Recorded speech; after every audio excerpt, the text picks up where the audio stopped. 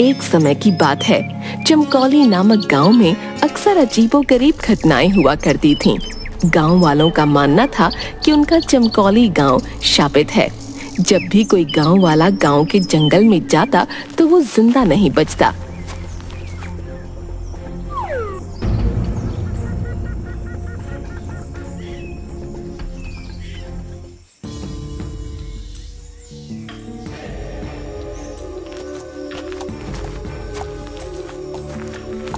एक दिन गांव का चंदू किसान अपनी गाय के साथ जंगल के रास्ते होते हुए गांव जा रहा था। अरे रात काफी हो गई है, मुझे जल्दी निकलना चाहिए था, लेकिन ये गौरी जंगल में चरने लग गई और देर हो गई। गौरी, अब चल जल्दी से, इस जंगल में बहुत अनहोनी घटनाएं होती रहती हैं। चंदू डरता हुआ अपनी गाय के साथ थोड़ा आगे बढ़ता है तो उसे पेड़ के नीचे एक बुढ़िया घूंघट ओढ़े दिखाई देती है, जो देखने में काफी डरावनी लग रही होती है।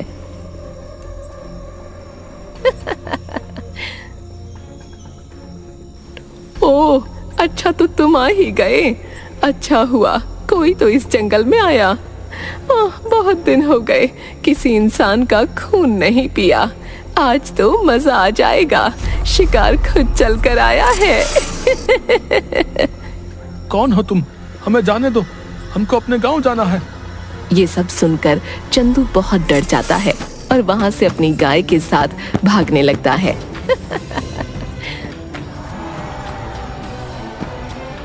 भाग, अरे तेज भाग मेरी गौरी, नहीं तो आज हम दोनों नहीं बच पाएंगे।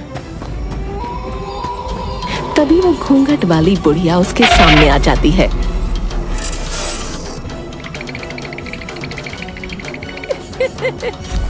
अपने लंबे लंबे नाखूनों से चंदू को मार डालती है, उसके बाद उसकी गाय को भी।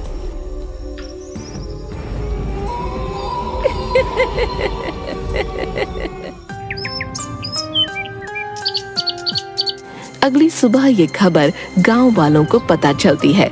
गांव के लोग ये जानकर बहुत हैरान हो जाते हैं। अरे भैया, सुना है उस घूंघट वाली बुढ़िया ने कल रात चंदू किसान और उसकी गाय को मार डाला। भैया, ये तो अच्छा नहीं हुआ भैया। हाँ भैया, अब तो इस गांव में रहते भी डर लगता है, लेकिन क्या करें भैया, गांव छोड़कर भी तो नहीं जा सकते ना। वो जो जंगल है वो गांव के बीचों बीच ही पड़ता है भैया, आखिर जाएं भी तो कहाँ। और ये बोलते हुए वो दोनों बहुत उदास हो जाते हैं। चंदू के मरने की खबर उसके घर पहुंचती है। चंदू किसान का बेटा पप्पू जोर जोर से रो रहा होता है।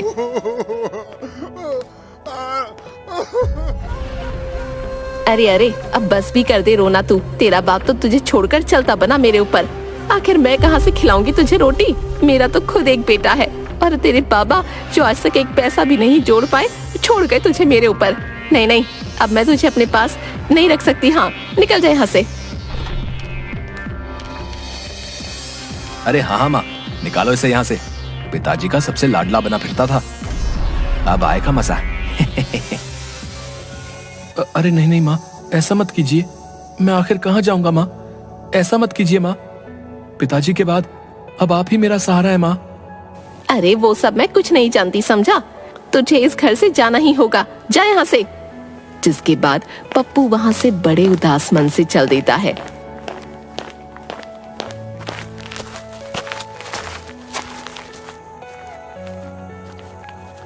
चलते चलते वो गांव के उसी जंगल में आ जाता है।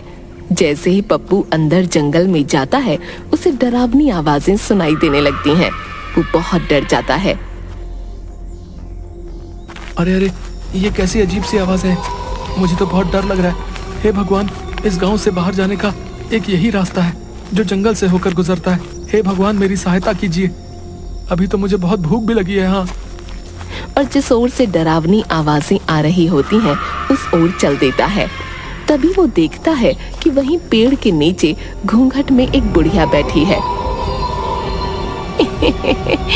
आ गया तू, अब मुझे एक नया शिकार मिल गया। उसकी ये बात सुनकर पप्पू काफी डर जाता है। हे भगवान, अब मैं क्या करूं?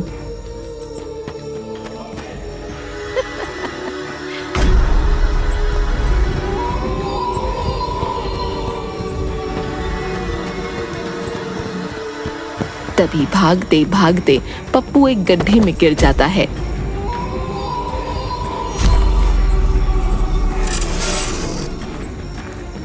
जैसे ही पप्पू उस गड्ढे में गिरता है, वो एक ऐसी जगह पहुंच जाता है जहां बहुत रोशनी होती है। काफी बड़े बड़े पेड़ होते हैं और उन्हीं पेड़ों के पास एक बहुत ही सुंदर नदी होती है। वहां आसपास अलग अलग तरह के पक्षी और जानवर घूम रहे होते हैं। सबको देख पप्पू हैरान रह जाता है। अरे ये मैं कहाँ गया हूँ? ऐसा अजीब सा जंगल तो मैंने कभी नहीं देखा।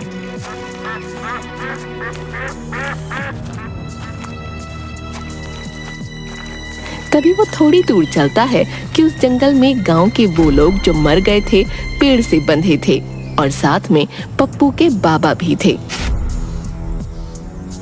पप्पू ये देखकर हैरान रह जाता है और अपने बाबा के पास आ जाता है। अरे बाबा, आप जिंदा हैं? आपको पता है, मुझे लगा था मैंने आपको खो दिया, लेकिन आप तो जिंदा हैं। लेकिन आप यहाँ कैसे आए? पप्पू की इन बातों का उसके बाबा पर कोई असर नहीं हो रहा था। अरे बाबा, आप बोलते क्यों नहीं? तभी पप्पू के पास एक अजीब सा दिखने वाला आदमी आता है जिसकी 3 आंखें होती हैं। पप्पू उसे देखकर हैरान हो जाता है। अरे बेटा, तुम मुझसे डरो मत, मैं तुम्हें कुछ भी नहीं करूंगा। इस जादुई जंगल में आसानी से कोई नहीं आ सकता। अगर तुम यहाँ आए हो तो जरूर तुम में कोई खास बात अवश्य है। लेकिन आप कौन है? और यहाँ पर मेरे गांव के वो सारे लोग मौजूद हैं जो मर गए थे, यहाँ तक कि मेरे बाबा भी। मेरी तो कुछ समझ नहीं आ रहा है। बेटा, मैं इस जंगल में कई वर्षों से तपस्या कर रहा था कि अचानक एक दिन यहाँ पर एक औरत जो पिशाचिनी थी वो आ गई।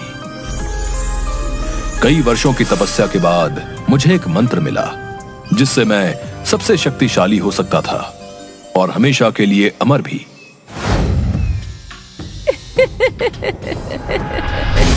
लेकिन इस बात की खबर उस पिशाचिनी को लग गई और यहाँ मुझे मारने आ गई।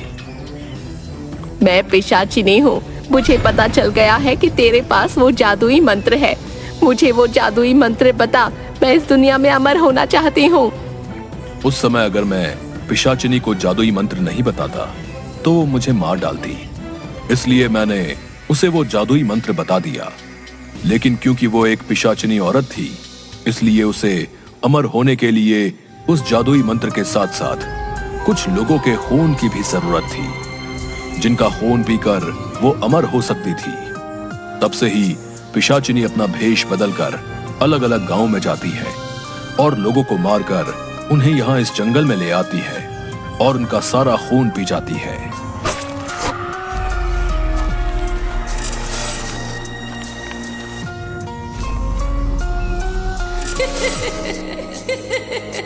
तीन आंखों वाले आदमी की ये बात सुनकर दंग रह जाता है।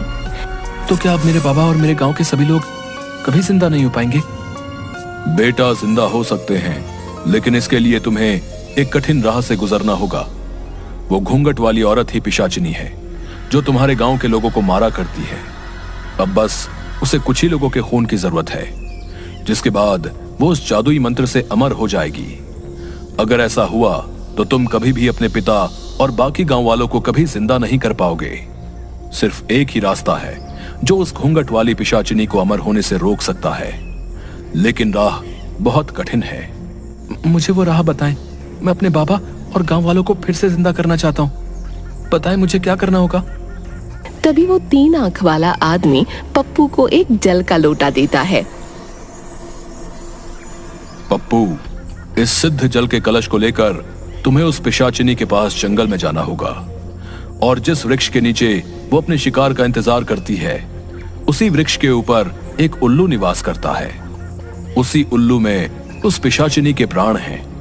अगर उस उल्लू के ऊपर तुम इस सिद्ध जल को छिड़क दो तो उसका अंत निश्चित है। आप मुझ पर भरोसा करें, मैं अपने बाबा और गांव वालों के लिए अपने प्राणों से खेल जाऊंगा। कलश लेकर तो तुम जाओगे, लेकिन ध्यान रहे, ये कलश अगर गलती से पिशाचिनी ने छू लिया तो इसकी सारी शक्ति खत्म हो जाएगी। एक बात और, ये काम तुम्हें सूर्यास्त के वक्त ही करना होगा।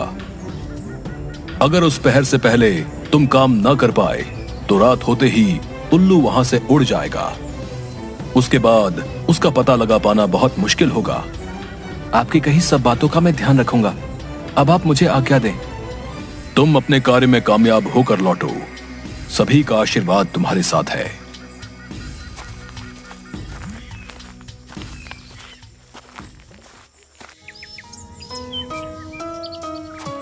उसके बाद पप्पू जंगल में ठीक उसी जगह सूर्यास्त से पहले पहुंच जाता है। मैं उस पिशाचिनी को किस तरह इस पेड़ के नीचे से हटाऊं? अगर मैं इसके सामने गया तो ये मेरे पीछे पड़ जाएगी और इस कलश को भी तोड़ना चाहेगी। हे भगवान, मेरी मदद करो। तभी उसके सामने उसकी गाय गौरी, जिसको पिशाचिनी ने मार दिया होता है, वो आ जाती है। अरे गौरी, तुम आ गई। हाँ पप्पू, मैं तुम्हारी मदद करने आई हूँ। अब मैं तुम्हारा रूप लेकर पिशाचिनी के सामने जाऊंगी, जिससे वो मेरे पीछे भागेगी। तब तुम पीछे से जाकर उस पेड़ पर बैठे उल्लू पर इस सिद्ध जल को छिड़क देना, जिससे ये पिशाचिनी का अंत हो जाएगा। ठीक है, मैं बिल्कुल वैसे ही करूंगा। उसके बाद गौरी पप्पू का रूप ले लेती है। पिशाचिनी के सामने जाकर, इधर देखो बूढ़ी पिशाचिनी, आओ मेरे पास। अरे ये क्या देख रही हूँ? आज मेरा शिकार मुझे खुद बुला रहा है। आज तो आनंद आ जाएगा। उस दिन तुम कहीं भाग निकले थे, आज तुम्हें कोई नहीं बचा पाएगा। हाँ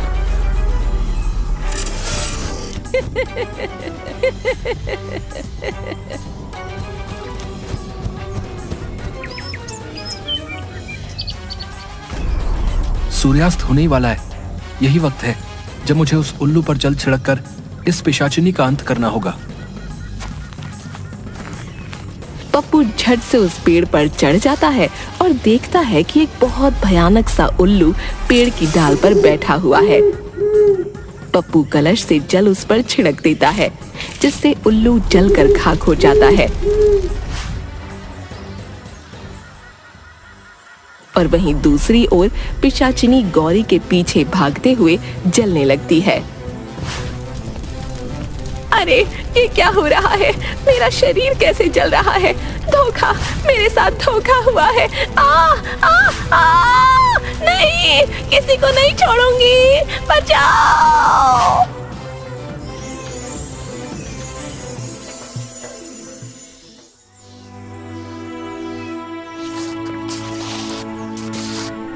धन्यवाद ईश्वर, मैं इस राक्षसी का अंत करने में सफल हुआ।